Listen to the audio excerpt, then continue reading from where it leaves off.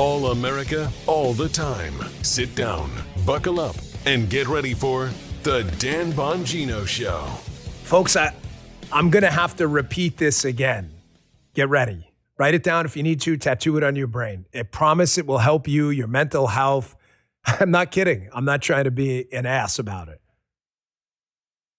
X, Twitter. There are real people. I hate when people say Twitter's not real life. No, it's real life. It exists, and there are real people on there. But I cannot say this enough with regards to how Twitter translates into real world movements. I cannot emphasize this enough. X is not a good sample size of what the real world looks like. You saw what happened again in the Florida elections last night. I've said this over and over. Guys, ladies, having been on the inside and seen these foreign ops that are pushing a lot of, not all, but a lot of accounts, whether they know it or not, whether they're unwitting dopes or not, wittingly or unwittingly, pushing people into these ops. These ops are everywhere. And when I say an operation, people say psyops. No, it's real, like a psychological operation meant to manipulate you psychologically. I'm going to bring this up later in the show. There's an easy way to identify this stuff.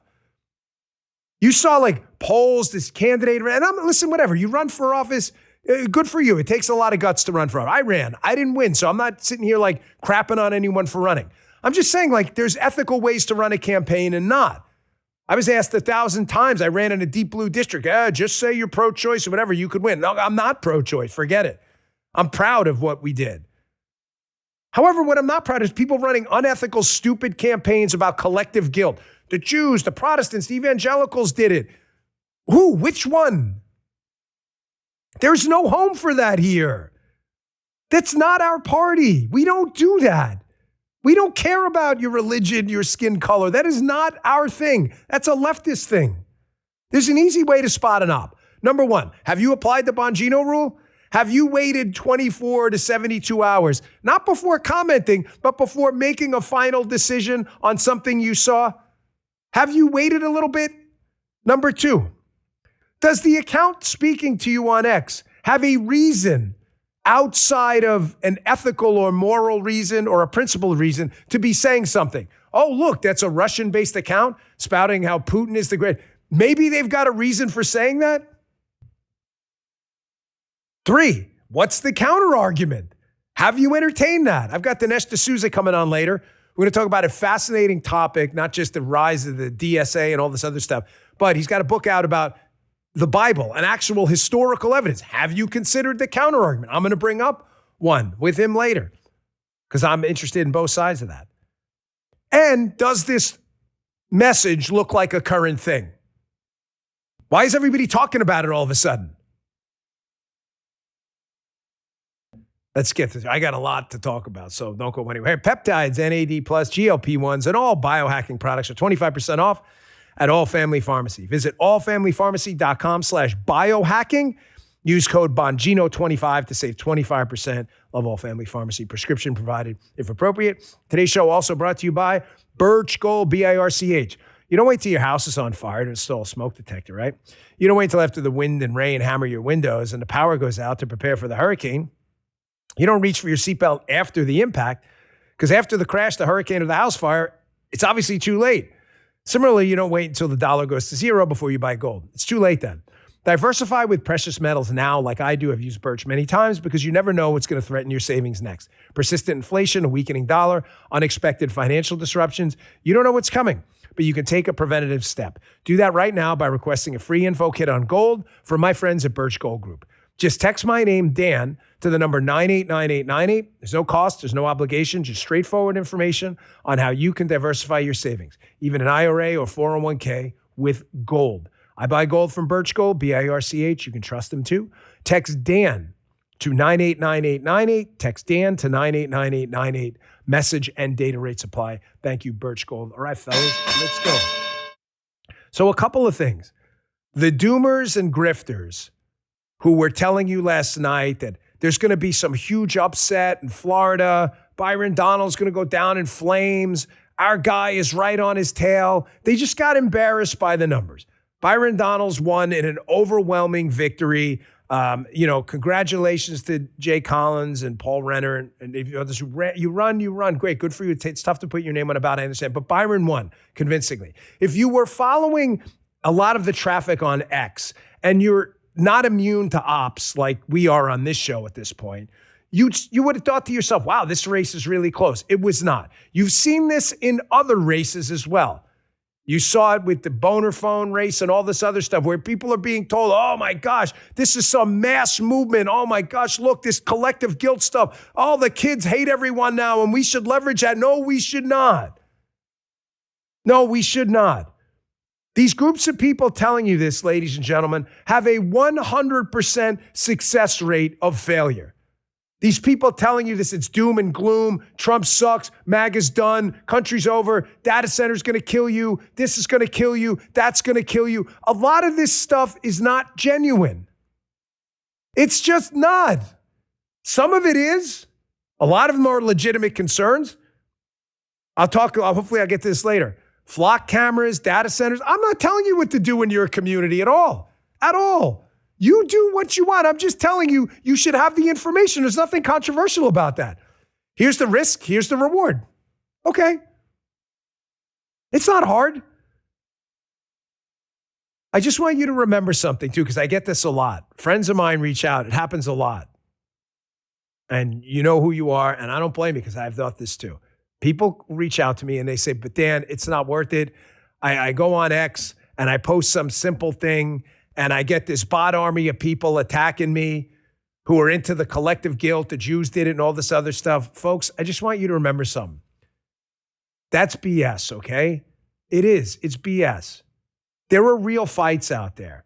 The World War II generation were full of people making life and death decisions at 18 to 20 years old every single day. My grandfather drove a truck in the Quartermaster Division, supplying the front lines, the Battle of the Bulge and elsewhere. They would drive in the middle of the night with their lights off so that the Germans didn't shoot at them and kill them. And they would take gasoline in the back of the truck on roads that were this thin in many cases, getting stuck in mud, where if you crashed, you would burn alive. Like, those are real. Because some bot attacks us on Twitter is no reason to run away from this fight. There are real fights going on out there. A couple of bots on X, that's not it. Now, good news out of Florida last night. Do you guys remember Alexander Vindman, this absolute ass clown of a human being? Remember this guy during the whole impeachment process, impeachment 2, the whole fake whistleblower, impeachment 1, the whole fake whistleblower thing, the Ukraine call, the fake quid pro quo nonsense. You remember this guy? I don't know if you know this, but this guy was running for the United States Senate seat in Florida. I don't even know. I didn't even know he was a Florida resident. I knew he was running. When did he get down to Florida? Okay. This clown spends $16 million, $16 million on a U.S. Senate race to run as an anti-Trump Democrat down here in Florida and got smoked last night by an even bigger lunatic. And he lost by, almost 10 points? Here's a little reminder, in case you think the world is doom and gloom and all this other stuff, that sometimes you can smile a little bit too. Remember this guy from the congressional hearing with Devin Nunes, Lieutenant Colonel Vindman? Remember this guy? Check this out. As you know, the intelligence community has 17 different agencies.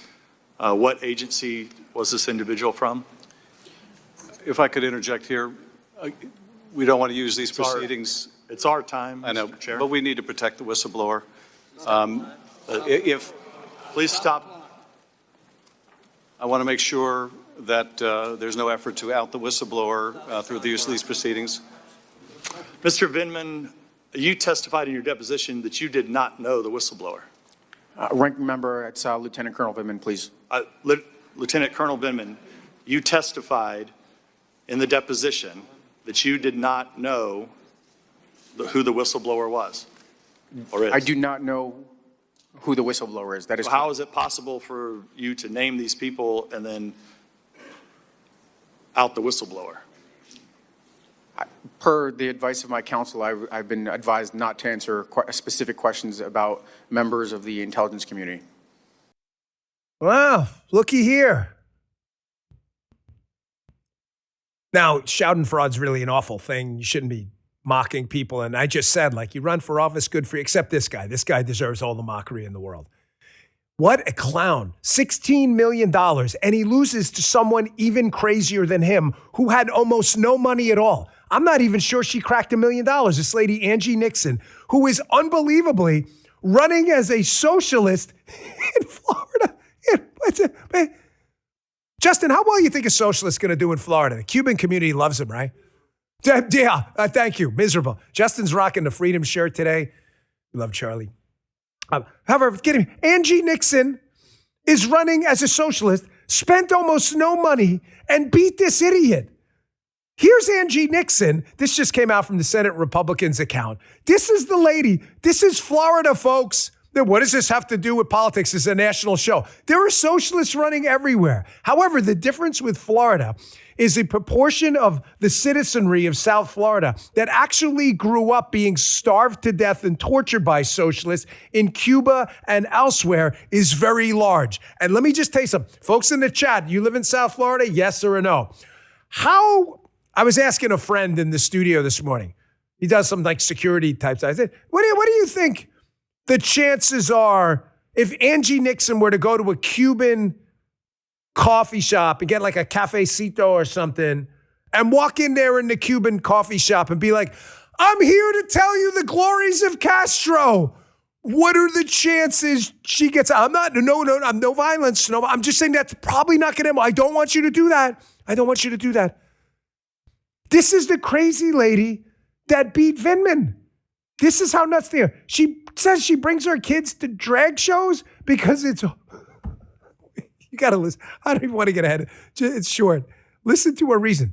Wholesome and all. Check this out. I don't understand. Like, there's no sexualization at a drag show. It's just people dressing up and singing and performing. I've taken my children to drag shows and it's fun. It's entertainment. It's wholesome entertainment. Yes. And it's nothing wrong. It's just like, I don't get it.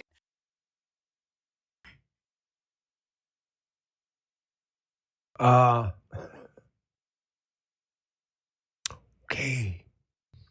She's making it out like it's, Fat Barney. Sharing is caring. She's making it out like it's like a Barney episode, like the Mighty Morphin Power Rangers or something.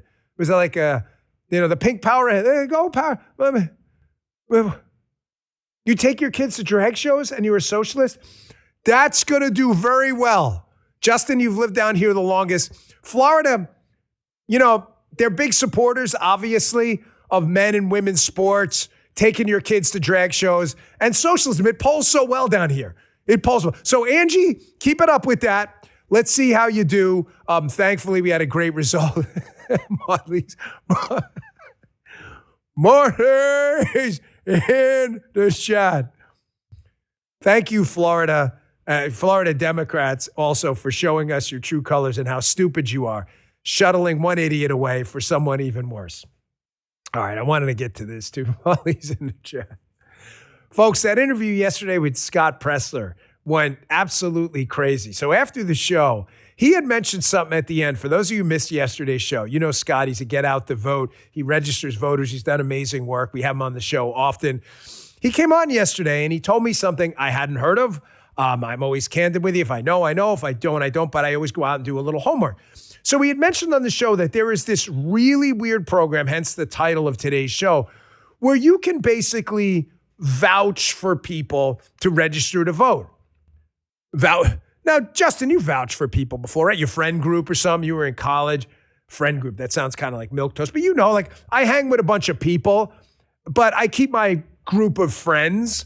I keep it small because I don't want a bunch of lunatics bringing their crazy lunatic kids around my friends and my kids. So I'm careful, correct? So you vouch for people. Hey, this Joey Bag of Donuts. He comes, hangs out at the sandbar or something. He's a good guy. It's like the mob guys, right? Yeah, he's one of us. He's a friend of ours, right? There's level. You've done that, correct? Vouching for people is wrong. There's no vouching for voters. There's a way to vouch for voters. You know what it is?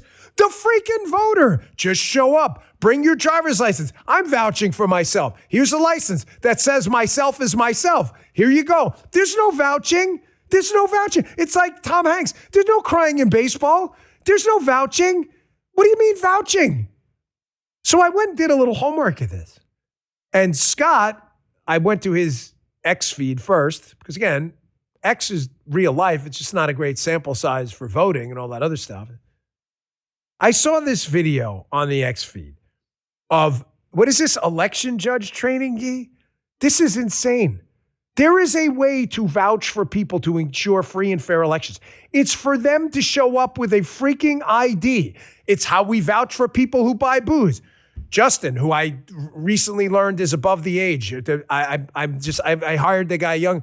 He had a drink on a plane once. I was shocked. I couldn't believe he was over 21. But there's a way to vouch for that. Show your own ID. I guess in Minnesota, there are also other ways to vouch. Like just say, yeah, that guy's good or something. Oh, don't worry, just sign an oath. Oh, okay, that always works. Watch this. This is off Scott Pressler's X feed. You think I'm making this up? This is how crazy the Democrats are. Check this out. Other types of election day registration options include a registered voter in that precinct who can personally vouch for the identity and residence of up to 8 new voters. A healthcare facility worker can vouch for an unlimited number of residents of facilities that they work for, regardless of where that facility worker lives. A voter can use a notice of late registration sent to them. If a voter is moved within their precinct or has only changed their name, they may use their previous registration in the precinct. Someone in the chat just put Dr. Vouchy. You guys are quicker than me. I wish I was funny like that. Dr. Vouchy. Now there's a vouching McGroin. They'll scoop these names up like that. There's no vouching. There's no crying in baseball. There's no vouching in voting. There's no vouching in voting. The only way to vouch is for you to vouch for yourself. That's the whole idea. Guys, does this work anywhere else? Here, let's do a little experiment. Andy, you down? I got an idea. There's a CVS close to our studio. It's not far. I think one of you guys should go in there and try to buy like Allegra or something like that, but bring Justin with you. We're going to try this. And I encourage, don't be cool about it. Don't disrupt the business, but just try this. Go up there with the Allegra and no ID and just say, this guy's going to vouch for me that I am, and watch what happens. Watch what happens. Don't even bother with alcohol. You may be arrested or something. Watch what you're going to be laughed at. Don't waste their time. I'm kidding. But you get the point. There's no vouching in voting. I want a hat tip, by the way, James O'Keefe, Cam Higbee as well. They've been doing incredible work in this. If you missed yesterday's interview with Scott, not that I thought he was exaggerating at all, but it's my obligation to go and do the homework. He was not kidding. The videos get even worse.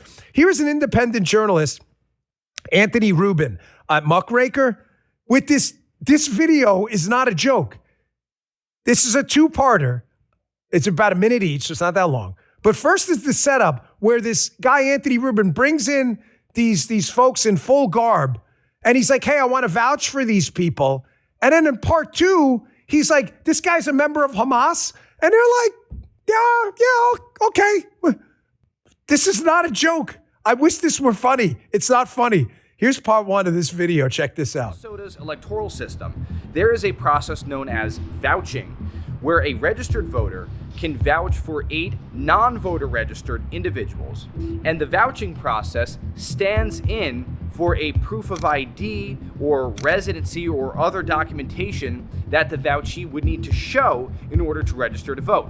So in other words, if I was registered to vote here in Minneapolis, Minnesota, I could vouch for 8 other individuals who are not registered to vote. And all I would need to do is swear that I am verifying that the individuals I am vouching for live in the same precinct as I do. So what we're going to do today is speak to some election workers and ask, is it okay for me to vouch for some of my friends who just got flown in from the Gaza Strip, who are members of Hamas, and is it okay for them then to participate in today's election? Hi. Okay. So you got the setup? I rarely use two pieces of the same video, but this guy, Anthony Rubin's a genius. listen, Saul Alinsky's rules, right? Mockery is a potent weapon because there's no comeback for it. If you're going to invent stupid rules like there's vouching, there's no freaking vouching and voting like there's no crying in baseball. No vouching and voting. If you're going to make up stupid rules, then let's go mock you and see how these rules apply. Here's part 2. He walks in, the air quotes, Hamas member, and watch the puzzled looks on the faces of people in the election office here, the ballot location, where they're like, yeah, I think I can vote. Really? We just flew them in from the Gaza Strip. This is how crazy this stuff is in the world we're living in right now with ops everywhere. Check this out. We want to know more about the vouching. So if you all live in this precinct, if one of you is able to register with the identity and residence verification documents, you can vouch for others who may live in the precinct as well. And you can vouch for up to 8 people as long as everyone lives in this particular precinct. And then my friends here would need to show what?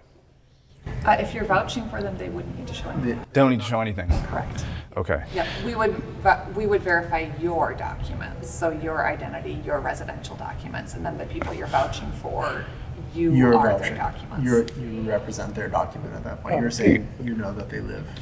Just being straight up with you guys, they got here recently. I don't really know their citizenship status. They're from the Gaza Strip. Okay. And well, these guys were actually members of Hamas, and they want to vote today. Okay. That's okay. So you would be under oath, letting us know that they are eligible to vote in this precinct. But I can vote. I can vote, right? If he vouches. If he signs, then I can vote, right? Correct. BS Sparks in the chat, using a lot of abbreviations. WTF is this BS? WTF BS. I don't know, man. I don't know. You would think that would be like, I just flew people in from a terror group.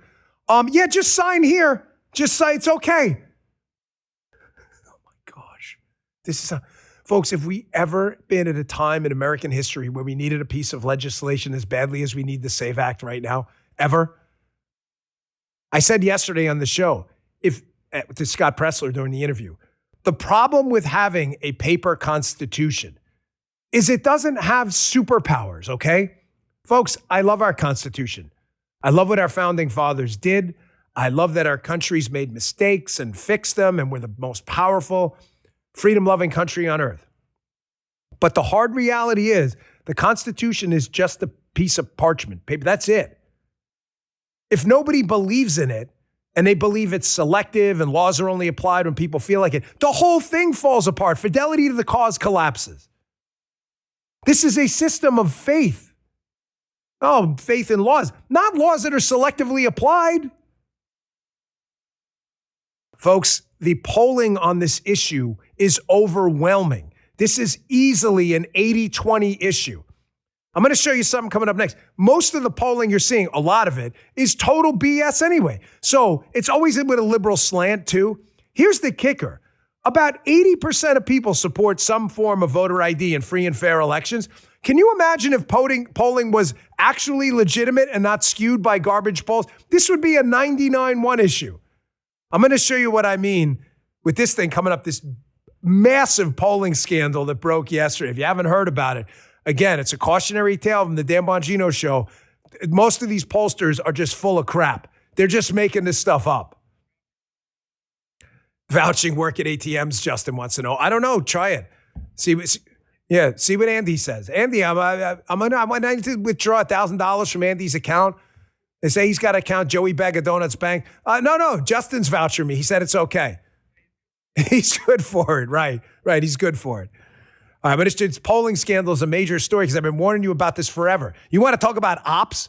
A lot, not all. A lot of polling is purely an operation.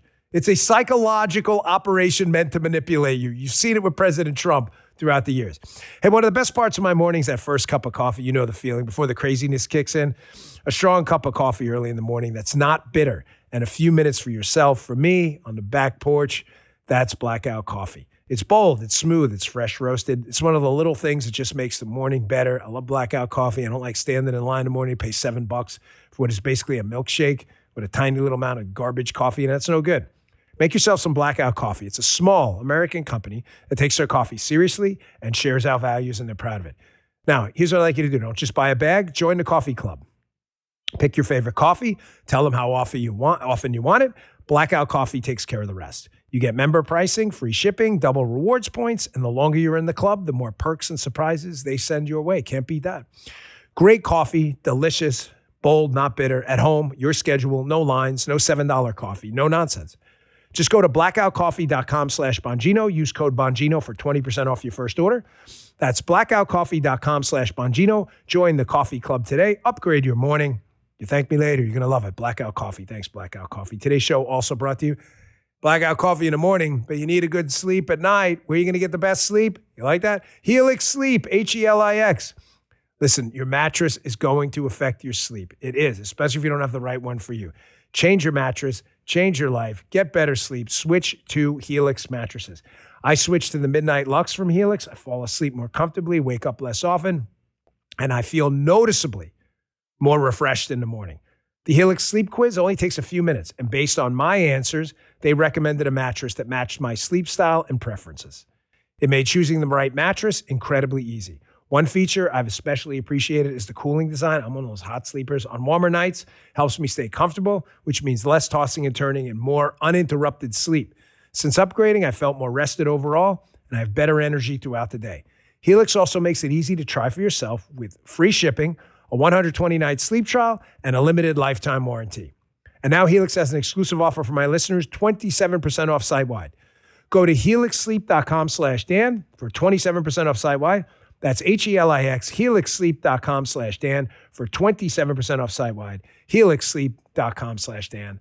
Thank you, Helix Sleep. We appreciate it. All right, back to the show. So, folks, it is way past time for the SAVE Act. The issue polls overwhelmingly. People know, gosh, I got to buy allergy medication, show ID. Buy alcohol, show ID. Get into a Democrat event, show ID. Kind of weird, right?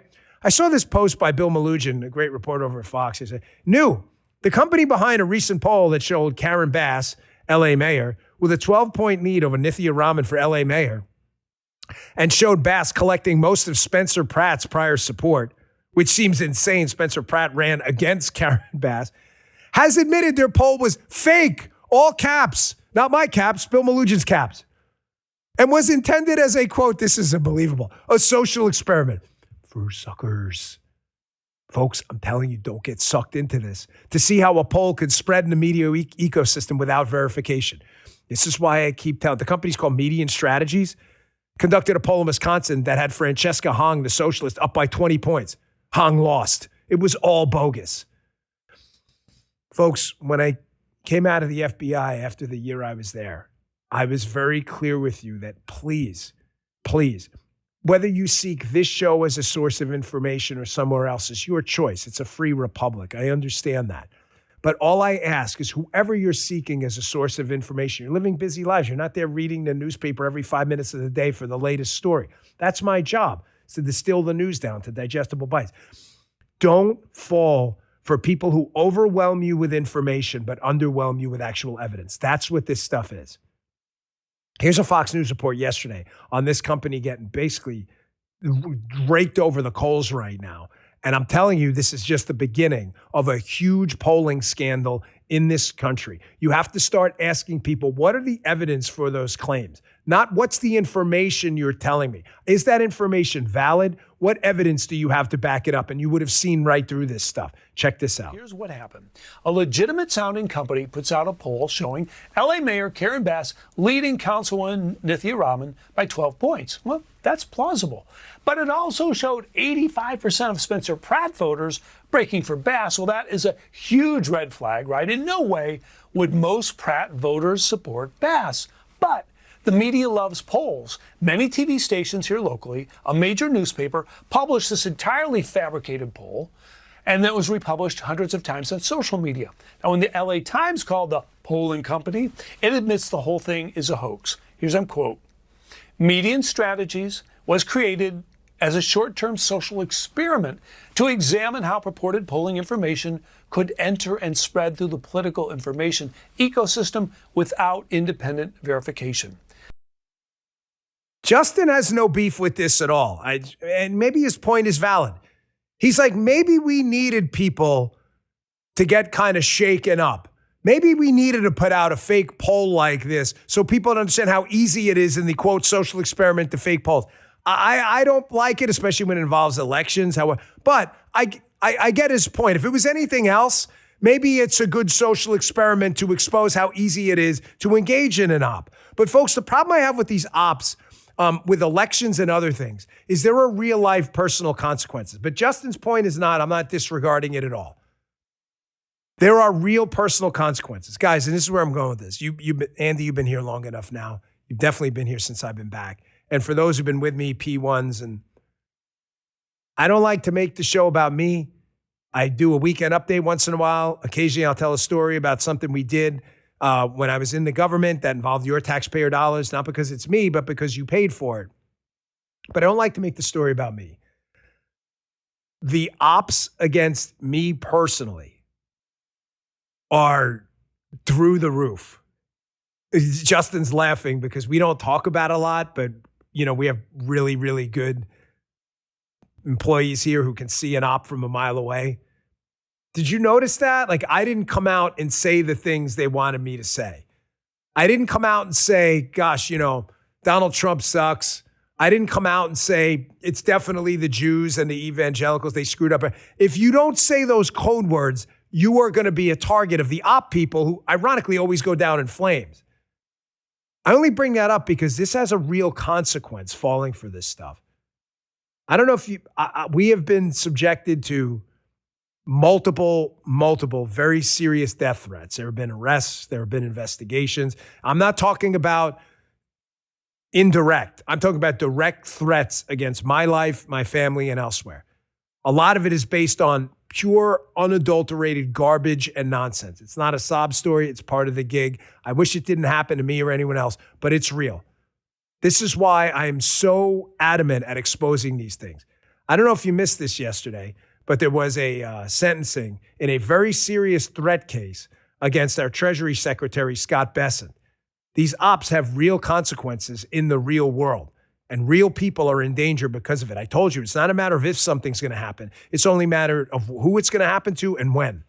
Check this out. I was the subject of an assassination attempt February 2024 by an addled left-wing activist 2 hours after being sworn into my job. So any of you who want to report that this is a fiction and does not exist, be there for the sentencing this August.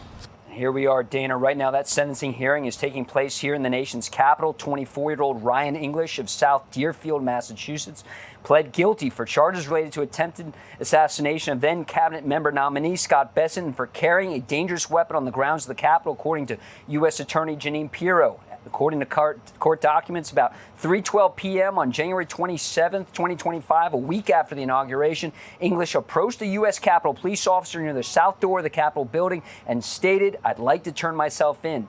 English admitted to possessing a knife and 2 Molotov cocktails. Folks, I'm telling you right now, nearly every prominent, I don't mean prominent like we're better than anyone. I mean prominent that there's name recognition and people know who they are. I'm telling you for a fact, nearly every prominent figure in the Trump administration right now has a story like this. I'll give you a little, don't put it on the screen, guys, because I don't want to, but if you want to do some homework, you think I'm making this up? Look up, what is it, ABC 10, Sacramento, death threat, Bongino, and you'll see what you think I'm making this up? That's one of a massive book of these things that we have to deal with every single day. I'm just telling you there's a consequence to falling for these ops. President Trump, Vance, Rubio, they're all involved in some big cabal and cover up. It's just nonsense. One of the ops I saw too going around the other day was like Todd Blanche. Oh my gosh, this guy blew it. He said that the Department of Justice is not independent.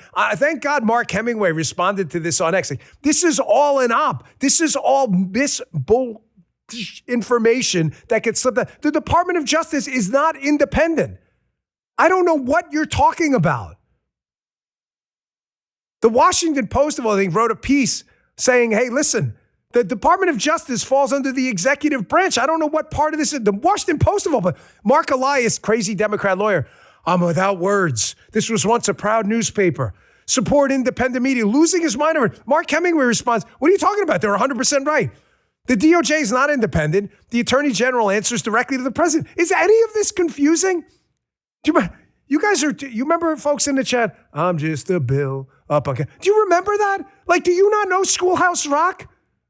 This is an op post-Watergate, Hemingway notes, that the DOJ can be both subordinate to the president and responsible for policing him. That's not how this works. I told you in the beginning of the show, I'm really genuinely trying to help you. I'm not being a smartass. This is the easiest way to recognize an op. Again, just follow the Bongino rule. I say it's sarcastic. It's not really my rule. It's kind of a joke. But just give a story some time to flesh out first.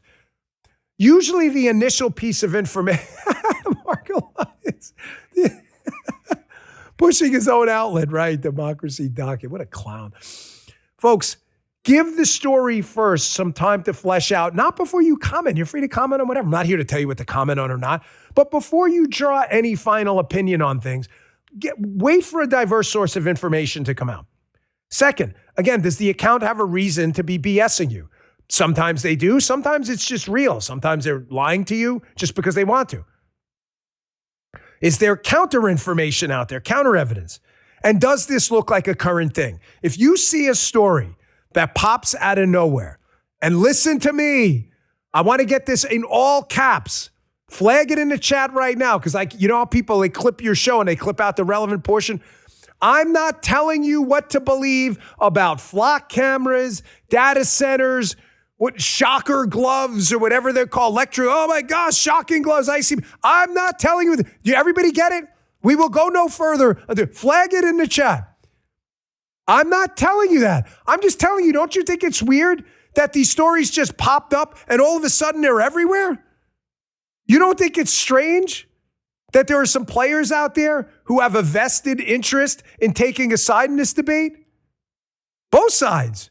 People making money off data centers versus people in the community who don't want them, and some people being paid. There are both sides of it. Flock cameras, there are people making money off flock cameras, law enforcement using. There are other people on the other side who don't want a public safety situation.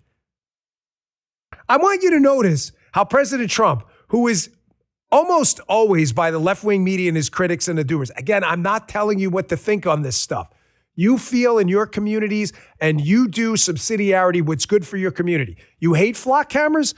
Vote in county commissioners who get rid of them and a sheriff who gets rid of them. That's your choice. You don't want a data center? Vote against it. That's your call. I'm not here to tell you what to think.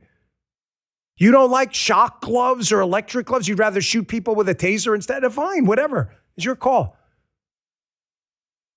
But we were given process and reason.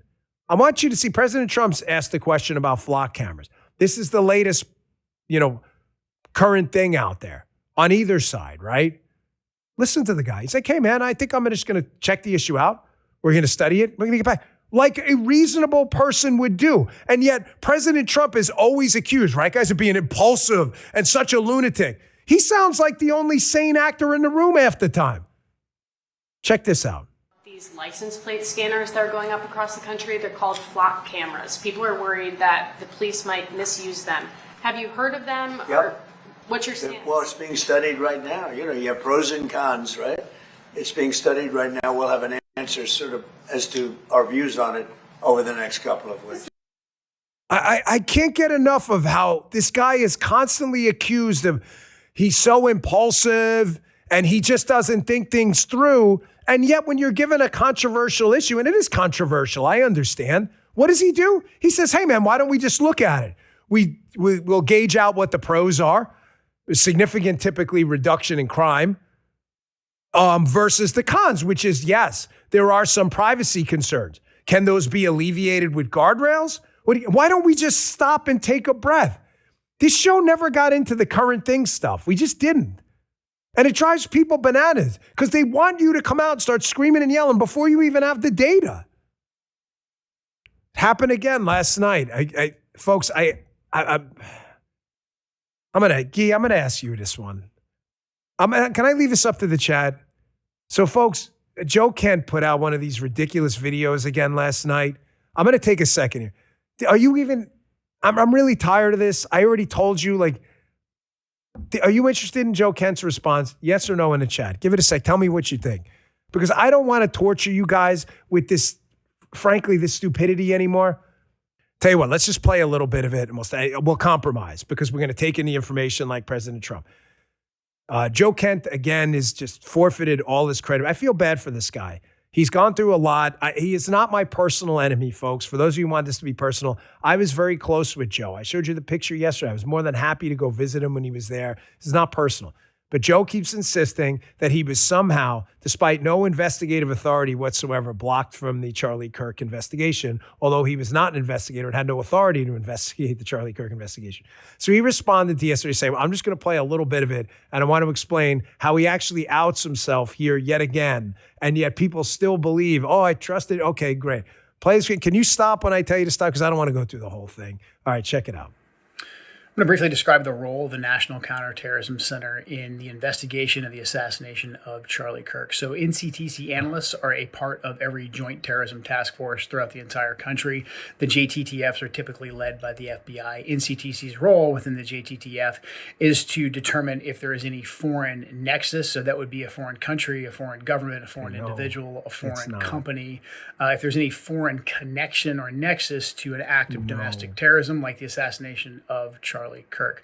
So that's what NCTC analysts were doing as part of the JTTF to assist the investigation of the assassination of Charlie Kirk. So NCTC analysts were operating at the request of the FBI to determine if there was any kind of foreign connection or foreign nexus to the assassination of Charlie Kirk. So NCTC is a unique organization within the intelligence community. It's part of the intelligence community.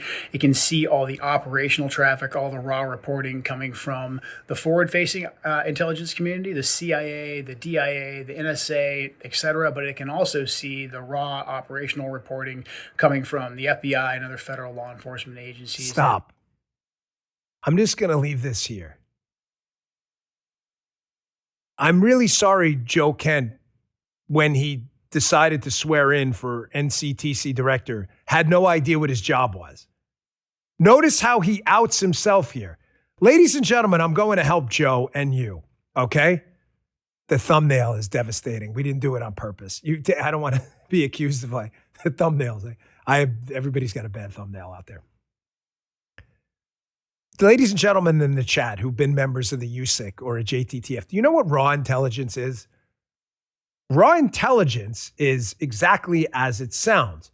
If you're out there on X or Snapchat and someone posts a video saying that space aliens killed Joey Bag of Donuts in Georgia in a terror attack, that's what's considered raw intelligence. I don't know if Joe knows this or not. What would happen is an analyst who's not an investigator would get that and give it to who? An investigator, i.e. not Joe. I've already told you they have no investigative authority at all. Someone should just ask him that question. I don't know why he keeps saying this. They would give it to an analyst.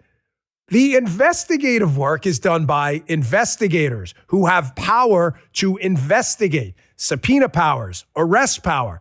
Is any of this hard? The investigators determine if raw intelligence is then actionable intelligence. Joe has nothing to do with that, nor does his shop. When they don't determine it's actionable intelligence, that raw intelligence is not thrown out, but we've investigated it. There's no lead there. He keeps insisting he somehow had that bridge role, turning raw intelligence into actionable intelligence because they were investigated. That is not their job. They have no power to do it. Okay, done. I'm not doing this anymore. I can't. This guy, he can comment all he wants. I really feel bad for this guy. And if you're falling for this op, just know you're being played for a fool. Why he's trying to insert himself into a very serious criminal trial going on right now by constantly commenting as a guy who was trusted with the public trust is just disgraceful at this point. Moving on. I'm done with it. I'm done. This is like an idiot-proof argument. Speaking of idiot-proof, have we gotten a response from Elizabeth Warren's office yet? You sure? Did you check? Folks in the chat know what I'm talking about. So there's a lieutenant governor in Minnesota. You know, they vouch. Can Peggy Flanagan, lieutenant governor, can she vouch for people in Minnesota? The lieutenant governor of Minnesota, Peggy Flanagan, is a diehard socialist identity politics lunatic. See you later, Paula. Paula's in the office today representing the cause. Good job. See you. Good job. Reminds me of that. The audience loves you. They miss you. You should come say hello. What was I just saying? Oh, Peggy Flanagan. She's a diehard socialist, right? She's now the U.S. Senate nominee in Minnesota. She put out this fundraising mail or something. I will be the first Native American in the U.S. Senate.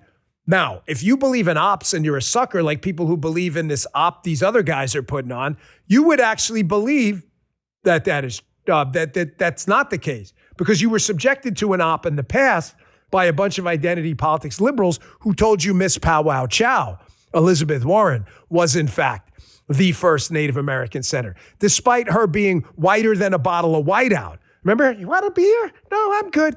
Elizabeth Warren, the whole thing is an op. The whole thing is an op. Her entire public persona, Elizabeth Warren, is an op. They're all phonies, folks. If you're falling for this BS, you're no different than the doomers and grifters. You just got suckered.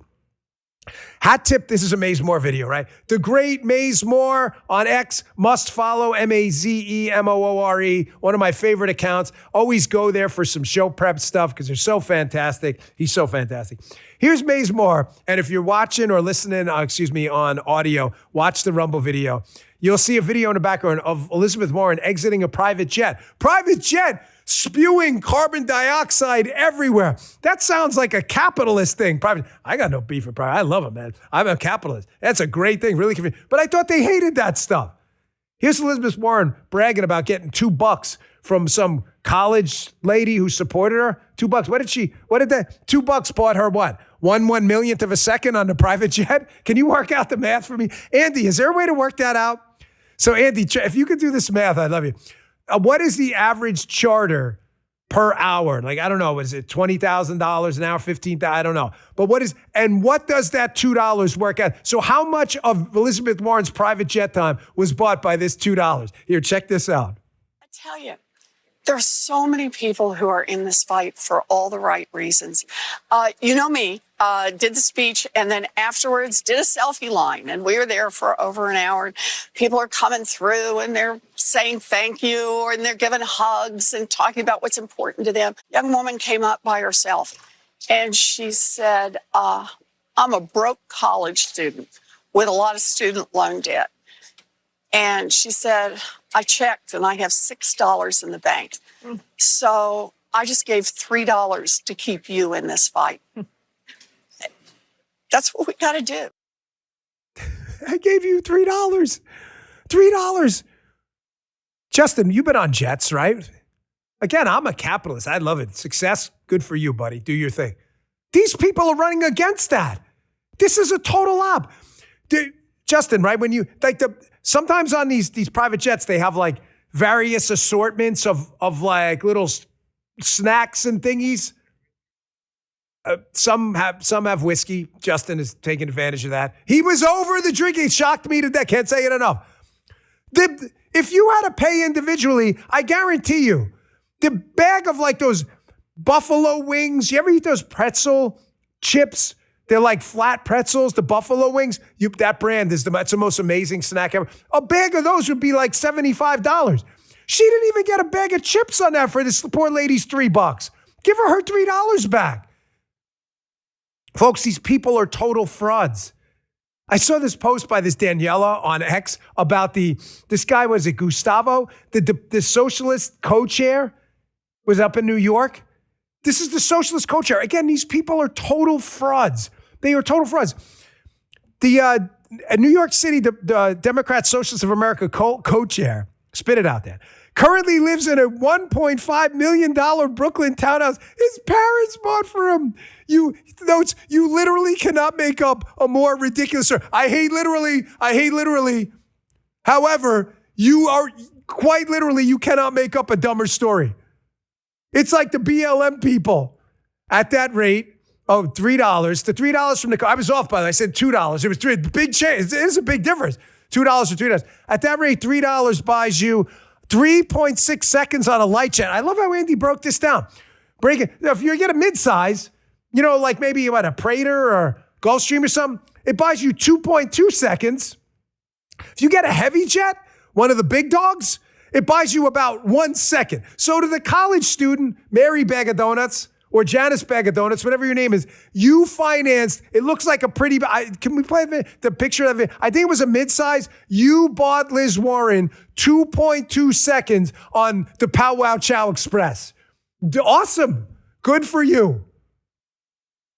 This whole thing is an op, man. Look at that. That's, for you pilots out there, maybe you bought her 3 seconds. I don't know. I don't know what exactly that jet is. I wish I knew more about it. But tell me, pilots in the chat, if some of it, you bought about 3 seconds for Liz Warren. Folks, another op that's happening out there. We couldn't do the nothing is happening thing yet, right? The whole.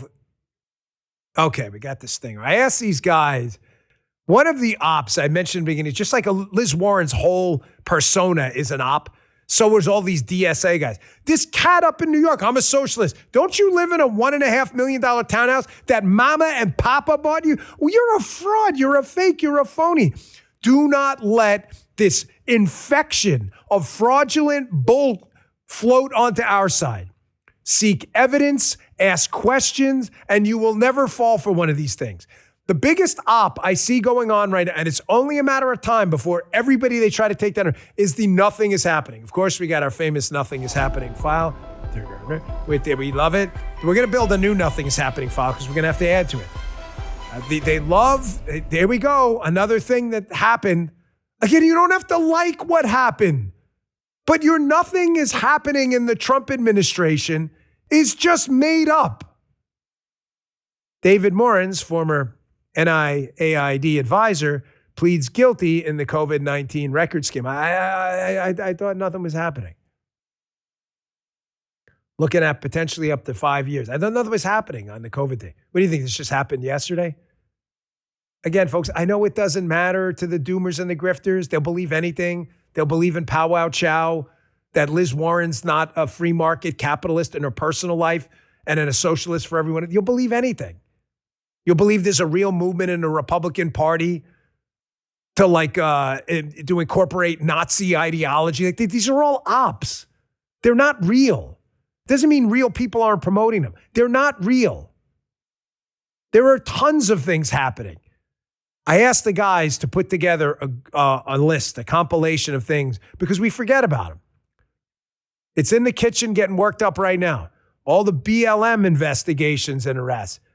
All the Antifa cases for the first time, convictions, the SPLC, the Newsom case, the Hochul case, the Comey case, the Bolton case, the violent crime rate plunging, the violent crimes against children, arrests just exploding, operations going on every single day, the counter-terror arrests, the counter-intel arrests, the arrests for crypto fraud, white-collar cases through the roof. You don't have to agree with what's happening.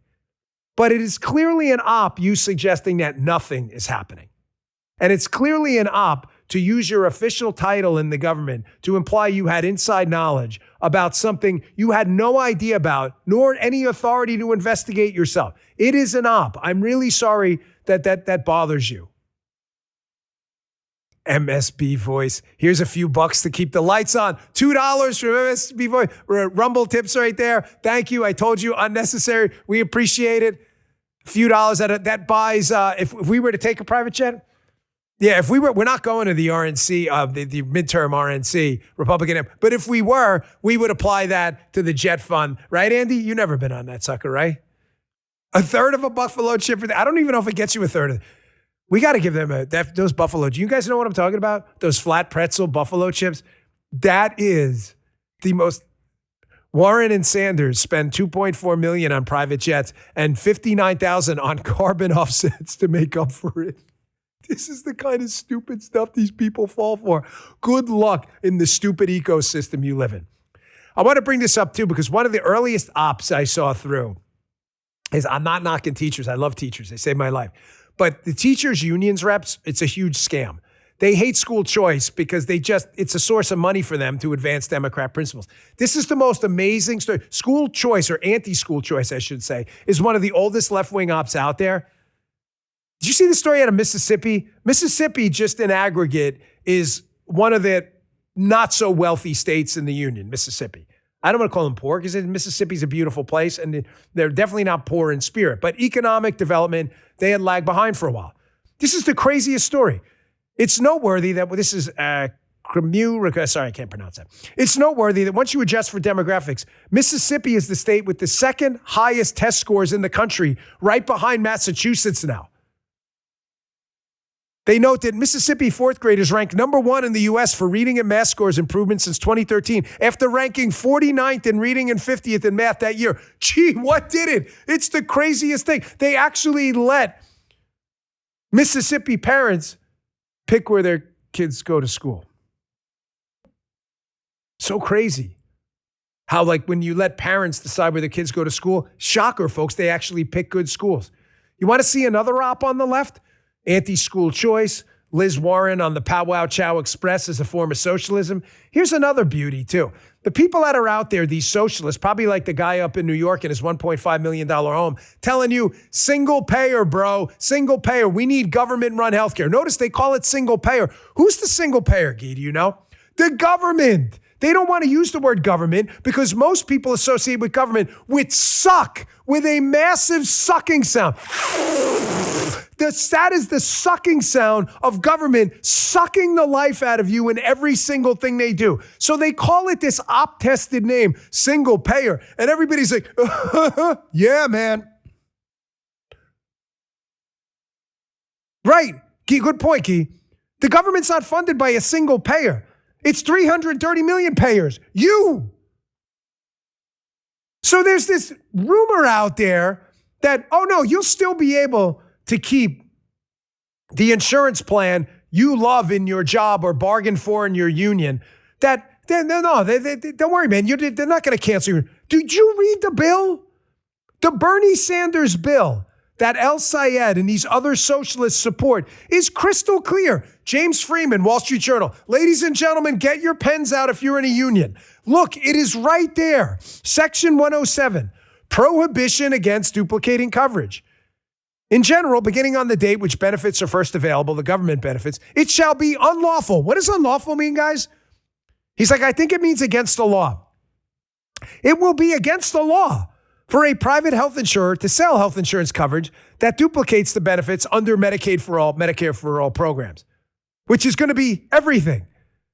And it is illegal for your employer to provide benefits for an employee, former employee, or dependents, or former employee that duplicates the benefits under Medicare for all. Your plan is dead. Just read the bill. You have no excuse. Stupid is a choice. Folks, please pick up the shirt, store.bongino.com. The back says, of course, don't be stupid. Just to advertise to people that stupid is a choice. I'm sorry. To the guy in the chat yesterday, it is a choice. You see these socialists like, yeah, I'm going to vote for El Sayed, but I love my union plan. But he said it's cool. Everyone else is going to be on government. He did not say it's cool.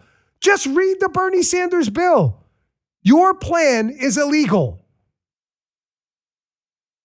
It's undocumented, right? It's an undocumented plan. That's a good point. Op-level euphemisms. It's an undocumented healthcare plan.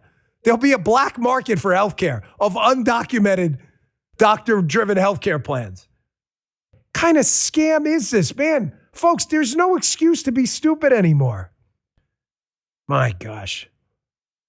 All right. I got Dinesh D'Souza coming up. We're going to talk about all of this. He's got a great new book out too. Have you ever asked yourself, like I have, you ever questioned your faith? Folks, I have too. I'm a sinner, man. I don't pretend to be anybody's like moral high ground. Dinesh has a book out showing how, listen, the Bible and a lot of these things you read, you may think they're like Aesop's fables or something. These are based in real history. We're going to talk about that. the rise of the DSA. We're going to talk about a whole bunch of things. Don't miss that. First, we got to pick the comment of the day. You know how the contest works. Once a week, contest. We pick a winner in the 1776 Club. You get a prize of $1,776. We picked our winner for a couple weeks ago, or last week, yesterday. We pick a comment of the day every day. If you want to see the official rules, go to Bongino.com/1776. The winner today of the 1776 Live Club is, yes, I'm sorry. This is like JL Weichel in the chat, Dr. Vouching. Yeah, that's a hands down. Clear, unanimous comment of the day today. Selectee, Dr. Vouching, JL Weichel. You're like an honorary member of the McGroin crew. Now, someone should reserve Vouching McGroin for JL Weichel. Congratulations, JL Weichel. We'll see what happens with the rest of the week here. All right, quick break, and we will get to Dinesh D'Souza. Don't miss this interview. Hey, as summer starts winding down, why not do something that benefits your future self? One of the smartest moves you can make is building your credit, and Kickoff makes that easier than ever. Kickoff. Kickoff offers a simple, affordable way to get started. You can sign up in minutes right from your phone with no credit check, no hidden fees, and no interest. With over 1 million users and hundreds of thousands of positive reviews, there's a reason Kickoff is the #1 credit builder on the App Store. Start building credit with Kickoff today. Get your first month for as little as $1. That's 80% off the normal price when you go to getkickoff.com/Bongino today. That's Kickoff without the C. That's getkickoff, KIKOFF.com/Bongino, getkickoff.com/Bongino. Check it out today. Must sign up via getkickoff.com/Bongino to activate offer. Offer applies to new Kickoff customers first month only, subject to approval. Offer subject to change. Average first year credit score impact of 86 points between August 2024 and August 2025 for Kickoff credit account users who started with a score below 600 and paid on time, who had no delinquencies or collections added to their credit profile during the period. Late payments may negatively impact your credit score. Individual results may vary. Visit getkickoff.com/Bongino for terms.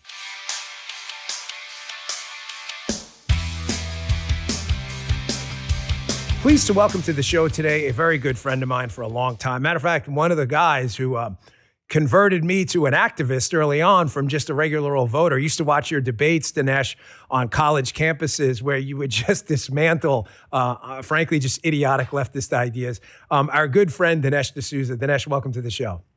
Dan, it's a great pleasure. Great to be on. So you have a new book coming out in October, available for pre-order now. Please go pick it up. It is called The Stones Cry Out. We're going to get to that because it's an important topic to me and my faith.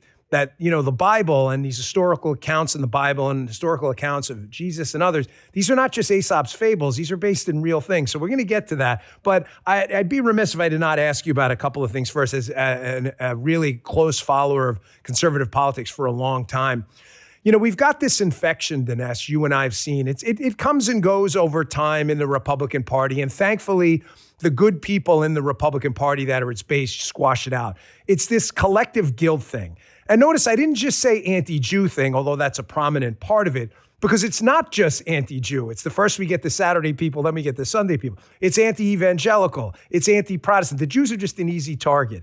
However, you know, at some point, if you're going to run on this hate-filled garbage, you're going to have to show some constituency. And last night in Florida is more evidence. There's no base for this in the Republican Party. There's a home for it in the Democrat Party, but not here.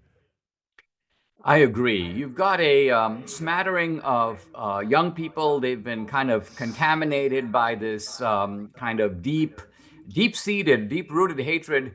And it's not just anti-Israel, because you notice that it's also becoming now pro-Islam.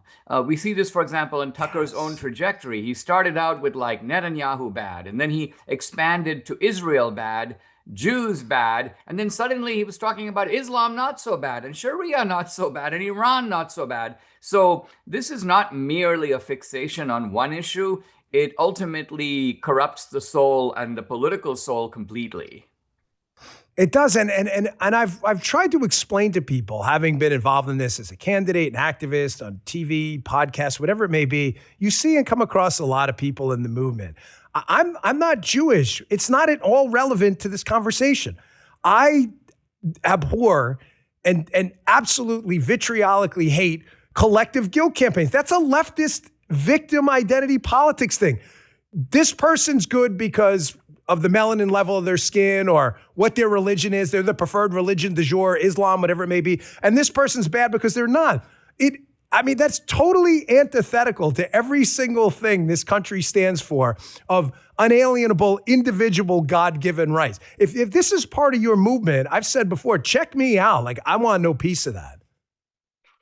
Yeah, the United States, our attachment to Israel is the same as, for example, our attachment to Great Britain. We have moral ties, historical ties, and so there's been a, quote, special relationship. This doesn't mean it's inviolable. It doesn't mean our interests always converge.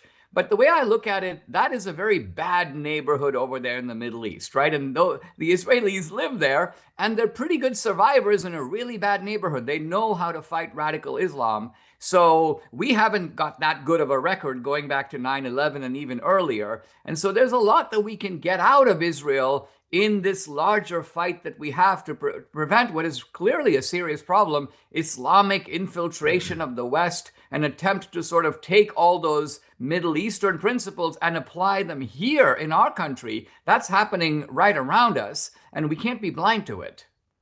Yeah, and what I find shocking, and I want to move on to my next question, but just a kind of final point is a lot of the people commenting on this in Podcastistan have zero experience in the national security space at all. It doesn't mean you're not entitled to your opinion. I want to be clear on that. I am a free speech absolutist outside of breaking the law. You say what you want. It doesn't mean your opinion is valid. I mean, I have an opinion on neurosurgery. My opinion is I don't want it. Don't crack my skull open. It's bad. It doesn't mean I know what's happening with a neurosurgeon in my brain, getting into Wernicke's area. I have no idea. I'm not a neurosurgeon. So it doesn't mean your opinion is valid. I got to be honest with you. I trust President Trump and Marco Rubio at this point more than I trust you. It's not a matter of trust me, bro. It's just a matter of there's an information asymmetry. They're reading things you're not. That, and also, I've debated a couple of these guys right now, and I realize that their scope of history extends about a decade. I mean, they go back to Iraq and Afghanistan, and they think that a universal model can be derived from that. And I have to remind them, we've had regime change in like 25 countries over the last century or so, and most of the time it's worked out for the better. I'm not just talking about World War II. Think about all the regime change that occurred, for example, in the wake of the Cold War, right? Regime change in Poland, Czechoslovakia, Bulgaria, Romania, Hungary, and on, Eastern Europe.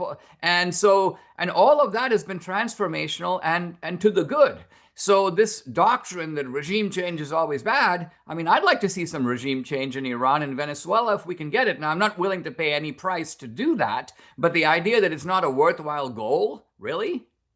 Yeah. Well, let's get to your book, and then I want to get back to a couple of other things going on in politics too, but this is important. You have a book coming out. Again, folks, the book is called The Stones Cry Out, available now for pre-order by Dinesh D'Souza. Please check it out wherever you get your books. Dinesh, when you initially had reached out to us, I said, man, this sounds like an unbelievable topic for me. I was, I'm going to throw myself under the bus. I was one of those Christmas, Easter Catholics. And they show up. I'm not knocking anyone, folks. I'm just saying that was me. You go to church on Christmas and Easter more because it's a social event than any act of faith. That was me, okay? And then a friend of mine who was a Secret Service agent, and he was older than me, but a very nice guy. He handed me a book by Lee Strobel called The Case for Christ. I've talked about this book often. I taught CCD once I bought the book for all the young kids. I said, at some point in your life, if you're not going to read this today, keep it and get to it. And the gist of the book is Lee Strobel was a journalist and an atheist who wanted to disprove to a family member that this faith was just a waste of her time. And he wound up becoming not only a convert, but basically, an evangelical for the cause, was out there speaking about the cause all the time. And one of the things he notes is that people die for their religion all the time, Dinesh, you know that. But nobody dies for a religion they know is fake. The apostles knew Jesus. So the gist of your book is the Bible in general. A lot of people think this is just some fairy tale of fake stories. Your book, you have some actual historical evidence. What's the best case you can make that a lot of this stuff was based on actual history? Yeah, and Quite honestly, Dan, the truth of it is the Bible is even taught in churches. Think of Catholic Church sermons or think about evangelical sermons. They treat the Bible as a series of morality tales. They will talk about Joseph or King David or the prophet Isaiah, and they talk about it without telling you, like, when did Isaiah live?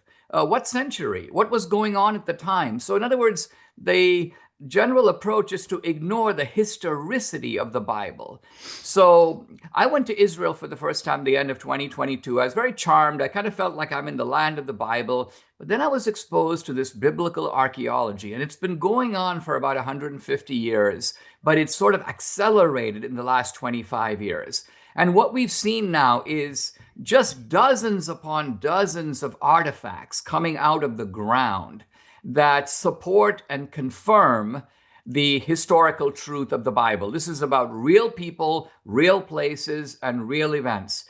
And not only the kind of massive figures of the Bible are corroborated, but sometimes tiny details in the Bible. So here's one. We all know about Joseph and his coat of many colors. Joseph was sold into slavery by his brothers. And the Bible happens to drop the price. 20 shekels. Now, interestingly, archaeologists have been able to survey surrounding civilizations in that period of time. We're talking of around 1900 BC.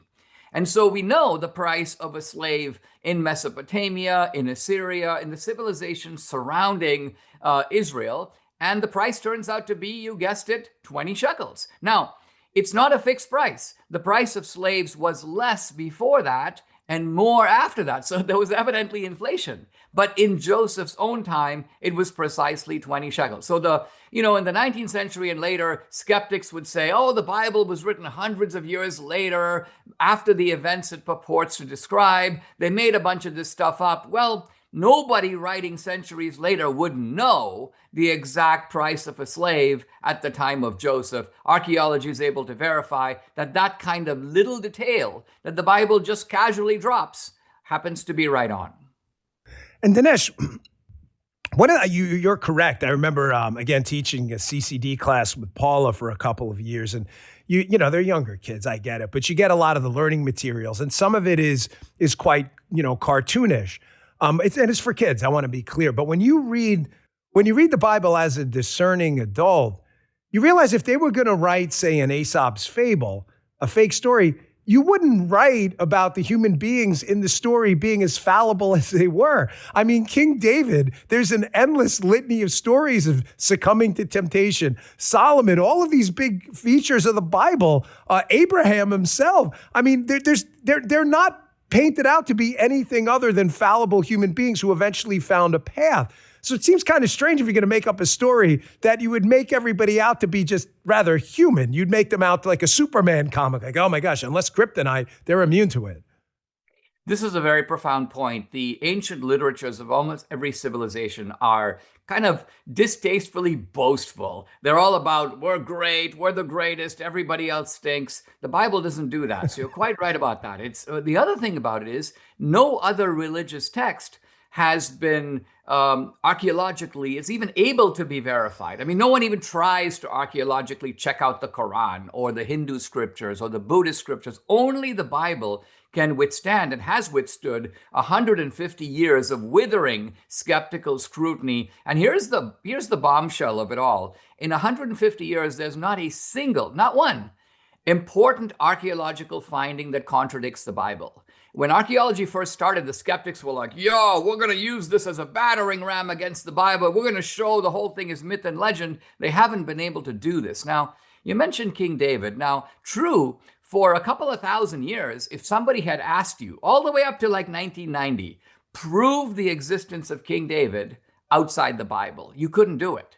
But in the early 1990s, in a place called Tel Dan in northern Israel, out of the ground comes a stone inscription. It's not written by the Israelites. It's written by the king of Syria, a guy named Hazael, and he's boasting about his great victories. And he goes, I won a huge victory over, quote, the house of David.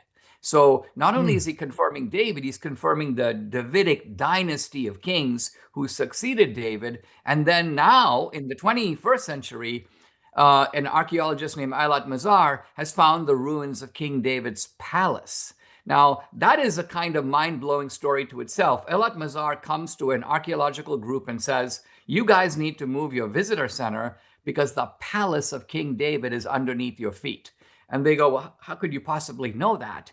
And she goes, well, in the Bible, it says that King David did not build his own palace. He imported labor from Phoenicia, from the Phoenicians. The Phoenicians sent stonemasons and carpenters to build David's palace. And she goes, you know what? A Phoenician artifact, which is called a capital, the top decorated part of a pillar, a Phoenician capital was found in the ground at this very location. So why would the Phoenicians be here? Well, the Bible tells you they were here to build King David's palace. And so the fact that a Phoenician artifact was located here, and so she raises money, they do an archaeological dig, and guess what? Out of the ground, giant pillars, huge walls, the ruins of what clearly isn't some private residence, but what archaeologists call a monumental building dated back to 1000 BC, which is exactly the time that King David lived. So right now, I've walked in it, you can walk in it. The ruins of King David's palace are there for everyone to see.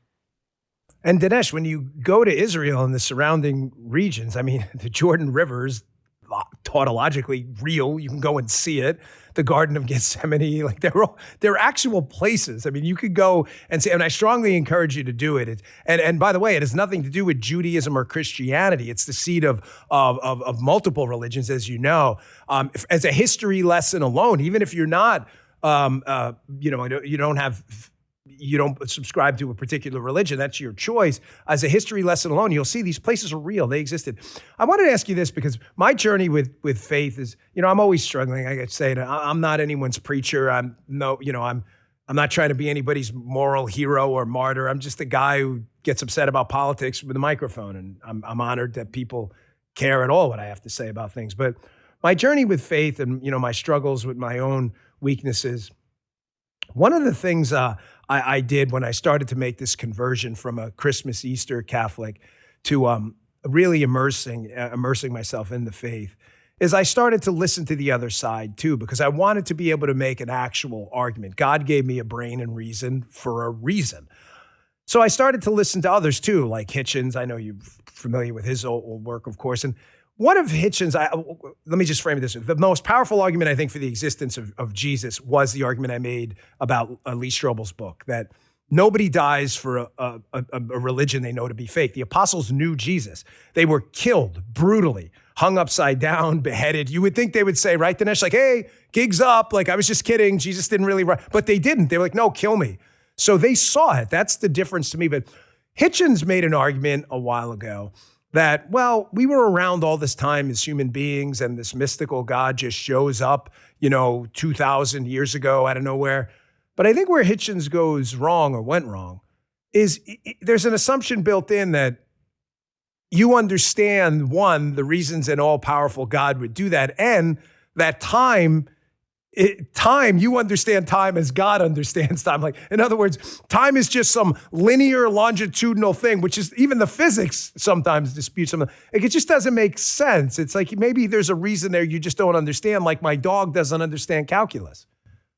There is an aspect here that unites the believer and the unbeliever, and that is the mystery of how God chooses to reveal himself. See, if it were me, if I were the advisor of God, I'd be like, listen, God, why don't you paint your name on the sky? Like, why don't you engrave the 10 Commandments on the moon? And that way, everybody can see it. There'll be no dispute about it. But God, for reasons unknown to you and me, decides, no, I'm actually going to unfold my story through history in a particular place, in a particular time, and within a certain bracket of dates. Notice the Bible, which kind of historically begins with Abraham. That's about 2000 BC.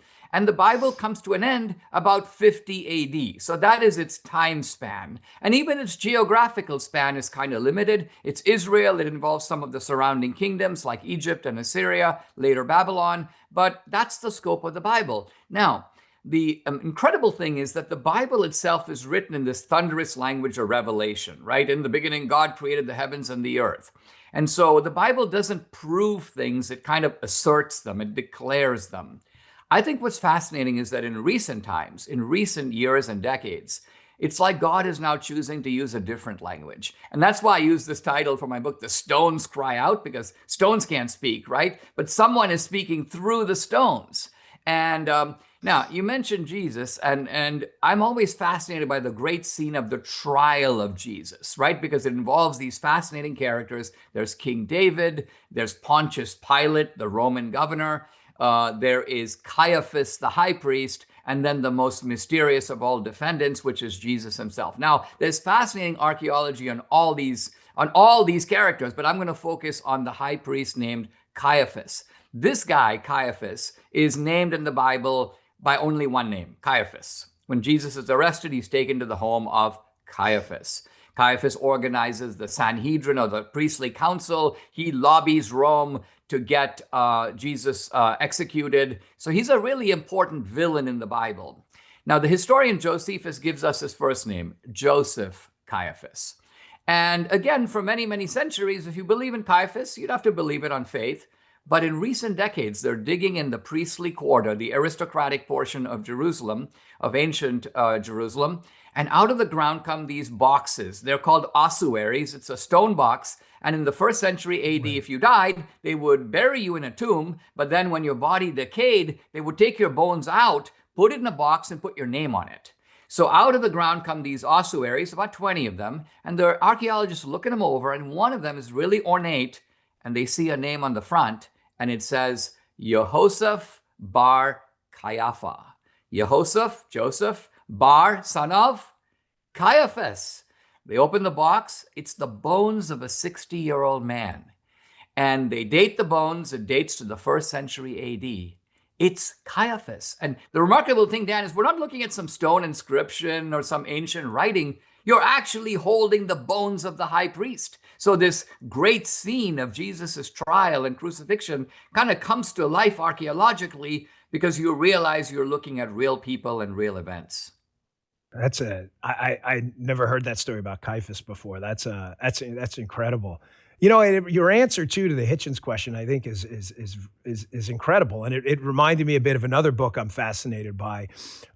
Hugh Ross, who wrote a book, Why the Universe is the Way It Is, a very, very brilliant astrophysicist. He writes this book with religious overtones, but it's not a religious book. It's a book about literally why the universe is the way it is. And I hate that word, literally. It's so overused. And he talks about how you don't understand how intricate and delicate the math and physics that keeps the universe stable for us to see it is. He brings up this one point that if the earth was displaced, I don't know, a couple feet or whatever it may be in a few directions over time, like we would not be able to see the expansive nature of the universe. Like we're in this one pocket of our universe, this one small pocket with a small margin of error where we can see but no one else can. And he gives the physics of it, the astrophysics of it, and he basically says, that's kind of strange, no? Like all these other places they can't see is what we could. It's almost like we were given this window. And that's why I object to arguments like Hitchens' argument that are very simplistic. Like, well, he just showed up late after the dinosaurs and decided to fix things because his timeline was off. Like, you don't even understand how sensitive the timeline chronologically is to enable us to see the universe and all the gifts he gave us. I think the point we're driving at here, Dan, we're both getting at it in slightly different ways, is that skepticism today is kind of on the defensive. It was on the march in earlier decades. But now what's happening is the cumulative evidence is stronger and stronger. And it's stronger in the domain of physics, of biology. If you take, for example, the intricacy of the human cell is like a supercomputer. And remember, the cell doesn't evolve, right? Darwin doesn't say, I'm going to tell you how the cell evolved. Darwin begins with life. And he goes, I'm going to show you how this form of life transformed into that form of life. But he takes life itself for granted. And so now what happens is biologists look at the ingredients of life itself, the DNA, the cell, the molecular machinery of the cell, and it's mind-blowing. You mentioned these facts about the universe, and you're right, Hugh Ross is the man on this topic. Look at the Earth. The Earth is 8 light minutes away from the sun. we kind of have to be where we are. If we're a little closer, we would bake. Right, we burn. Right? If we're a little further, we would freeze. So life has to exist in this narrow band. And the same is true with archaeology. What's happened with archaeology now is that there has been a piling up of evidence, and some of it is tiny detail. I'll give one more example. So in the book of Jeremiah is kind of this doom and gloom prophet, and he's warning the king that bad things are going to happen to him. And the king is really mad. His name is Zedekiah. And he rounds up two of his sidekicks, kind of like interns. And they're named in the Bible. One is Jehukal, son of Shelemiah. The other is Gedaliah, son of Pashur. Weird names. And the king goes, you guys go, like, keep an eye on Jeremiah and report back to me. And so these guys do that. They become sort of spies. They follow Jeremiah around. At one point, they throw him into a pit. And I've actually stood in that pit. But they are minor characters in the Bible. They are in a few verses and a couple of chapters, and then they disappear off the stage of biblical history. Now, fast forward 2,500 years. And they're digging in an area of Jerusalem called the Ophel, right near the temple. And out of the ground come these clay seals. Now, the seals are made of clay. They're used to seal correspondence. And the correspondence, of course, has disappeared, but the seals remain. And one of the seals has a name on it, Jehukal, son of Shelemiah. And 2 years later, another seal, Gedaliah, son of Pashur. Now, come on. I mean, the beauty of this is that suddenly these biblical, like, extras jump into the pages of history via the pathway of archaeology. And the details are so obscure that the archaeologists, sometimes secular guys who find these seals, they don't even know who these people are. They take the seal, they put it somewhere, and then later someone's looking at it in a museum and they go, wait a minute, that guy's in the Bible. That guy's in the book of Jeremiah. And so this is the way that biblical archaeology has, in small cases and large, been authenticating the scripture. But more than that, it also shows the presence of the Jews in their ancestral homeland. I mean, going back thousands of years, by the way, Dan. So, when I hear things like, the Jews are colonizers, I'm like, wait a minute. I mean, how do you colonize your own land? This is like accusing the Indians of colonizing India, the Irish of colonizing Ireland. It's absurd. And let's remember that America and the West are built on the foundations of Athens and Jerusalem. Athens, of course, referring to classical reason, Socrates, free speech, democracy, but Jerusalem referring to creation, the Exodus, the Ten Commandments, the wisdom of the prophets and the Proverbs, of course, the Messiah, Jesus. So this book is a sort of intellectual defense of Jerusalem, but doing it using the greatest discoveries of 150 years of biblical archaeology. Book is called The Stones Cry Out, available now for pre-order. Dinesh, just kind of switching gears a little bit, but not really. We're talking about faith and faith in higher, big R, God-given rights, things that matter, that are universal to all of us. But faith can be a bad thing, too. I think we both agree. If you have faith in an idea that's self-destructive and you refuse to let it go, then faith can be destructive, too. What I like about religion is, the Ten Commandments and these guiding points we have in the Bible and the lessons by Jesus lead us in a positive direction. I bring it up because you've seen this return of something you've been fighting for, and I appreciate your work for decades, far longer than me, socialism. It's back. I don't even want to say it's back. It's never really gone anywhere, but it's you see it just like the anti-Semitic nonsense. It resurfaces, it gets pushed down by the real world when it comes back again. But it requires really a perverse act of faith, that this next generation of socialists are going to be the right ones, that despite every generation of socialists that's tried it's result in murder, destruction, imprisonment, poverty, mass starvation, that the next generation is going to get it. I really like Brandon Gill. You know Brandon quite well, obviously, but it's going to require congressmen and political leaders on the Republican side like Brandon, who what they do is very smart. They let these hearings, they let these socialists and others answer the questions themselves.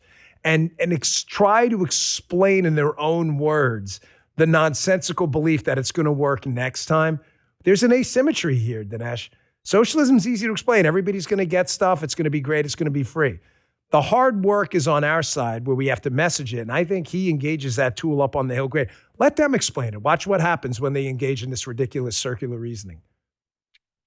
Yeah, I have a couple of thoughts about this. The first one, a general point about faith and reason. Notice that the areas in which Christians have faith are areas that are not susceptible to empirical verification. In other words, it's outside the bounds of experience. If I say, for example, I have faith that there's life after death, it's because there's no empirical evidence one way or the other. None of us can go to the other side of the curtain and see for ourselves. So the faith is reasonable in that it is based upon a domain that can't be checked out, right? Similarly, if I say I have a belief in an eternal creator of the universe who is a spirit, so that is similarly something that is not subject to sort of universal empirical verification in a kind of scientific sense.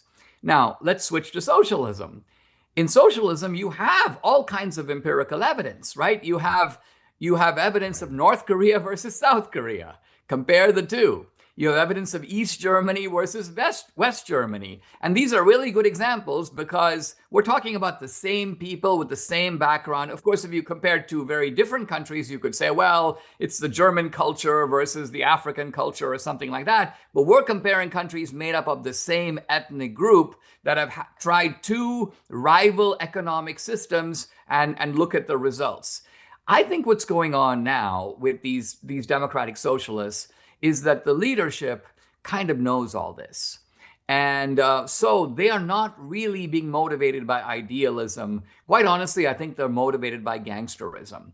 They are using the socialist sort of snake oil to try to install themselves in power, whereas their real goal is to feast off the carcass of these blue cities and extract wealth from them and have power over the people there, try to keep them in a kind of state of perpetual dependency. So it's a gangster operation marching behind an idealistic banner. It's not idealistic anymore because no reasonable person today can look at social. I mean, think about it. Socialism is the most discredited idea since slavery, right? Can anyone with a straight face, it's unbelievable. Can anyone with a straight face say today, slavery, it's been tried, but it's not been done the right way. This time we're going to do slavery right. I mean, no one would say that. It's too absurd. And yet that's exactly what people do say with regard to socialism.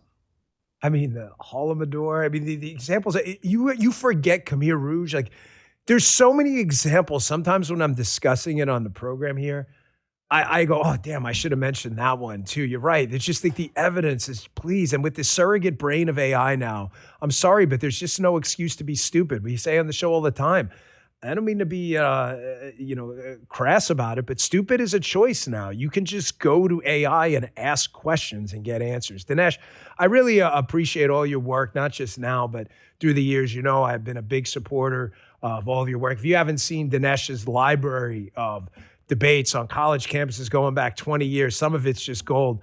My favorite is him debunking the Southern strategy nonsense about the Republican Party, my personal favorite.